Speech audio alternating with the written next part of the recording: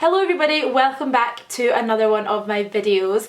Now, I have no doubt that a good handful of you watching this will be moving to university soon, and there's probably a lot of questions running through your mind.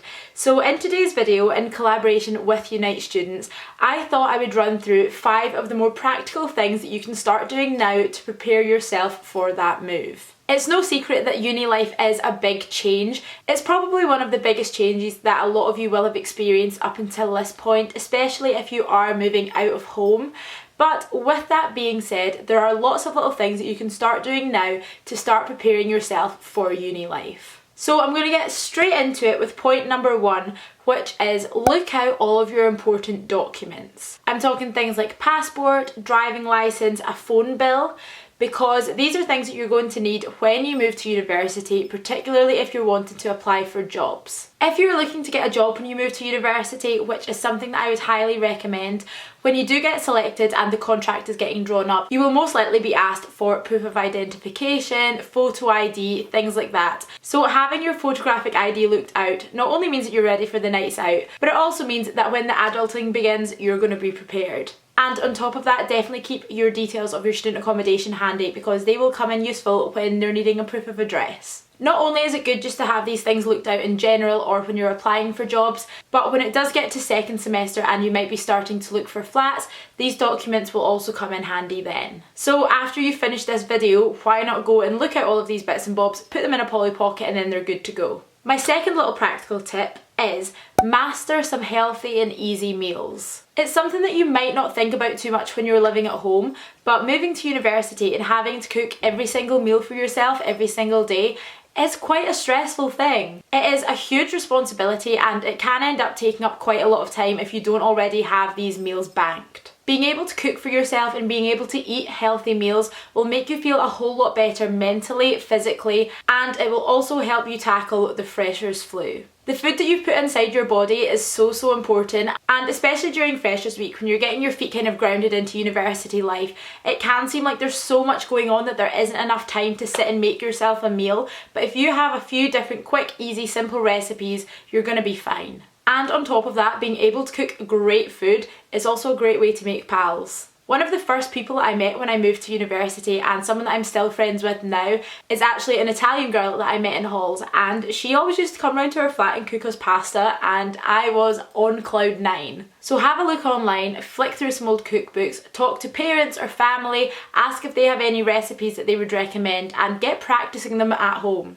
And tip number 3, if you don't do it already, start doing your own laundry. Now, I will put my hands up and say that before I moved to university, I would strip my own bed and I would take my own washing to the washing machine, but I would just wait for my mum to put it in the washing machine for me. I didn't really know what I was doing. That is not great, and that is something that you should fix now while you have the chance. Similar to cooking your own meals, doing the laundry is something that can actually be quite time consuming if you're not used to doing it. And especially when it comes to doing laundry in communal areas, if you're moving out into student halls, it's good to know what you're doing. So become familiar with the symbols on the washing machine, the correct settings, the temperatures to wash different items, and that will just be one less thing that you need to worry about when you do move. And just on top of that, one of the things I would highly recommend to add to your packing list for university is a washing basket or a washing bin, because a lot of people tend to actually forget them, and it is such a necessity, particularly when you're carting your dirty washing from your room to the washing machines.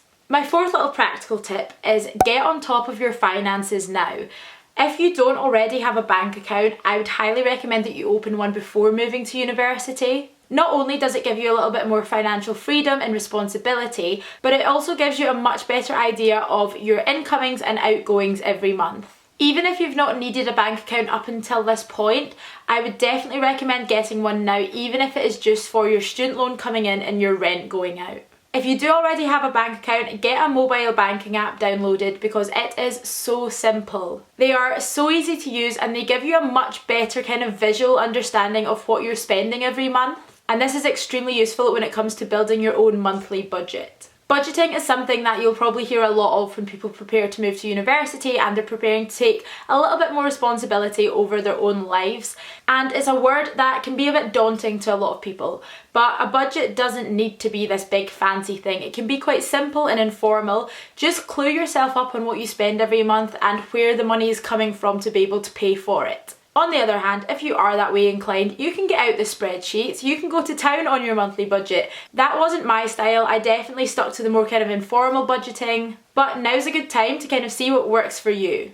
And my fifth and final little tip is have a declutter. Now, I know how tempting it is to go and hit the shops before you're moving to university. There are so many things that excite you and new things to buy, but before you do that, I would definitely recommend having a clear out of what you already have. With the best will in the world, university accommodation isn't massive and your room will fill up very, very quickly once you start living in it.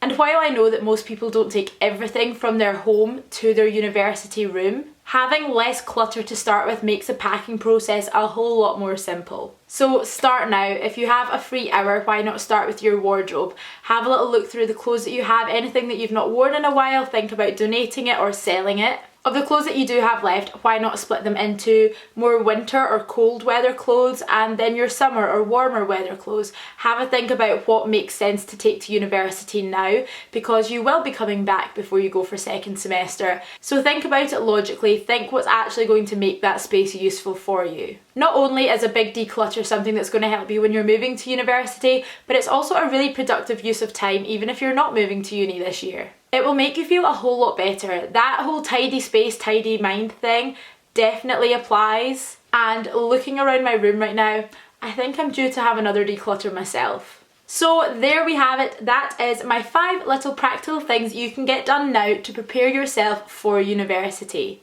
If you did enjoy this video, please do give it a thumbs up, and as I mentioned at the start of this video, I am filming in collaboration with Unite Students today, so that means that this video you're watching is going to be posted onto my own channel and onto their channel. So whichever channel you're watching this video from, I would highly recommend having a little crossover and checking out the other. If student life is something that you're interested in and something that you're about to dive headfirst into, there are plenty of videos on both of these channels to help you out. So I am going to leave this video here. Thank you guys very, very much for watching. As always, if you have any questions or comments, leave them down below and I will see you again very soon with another video.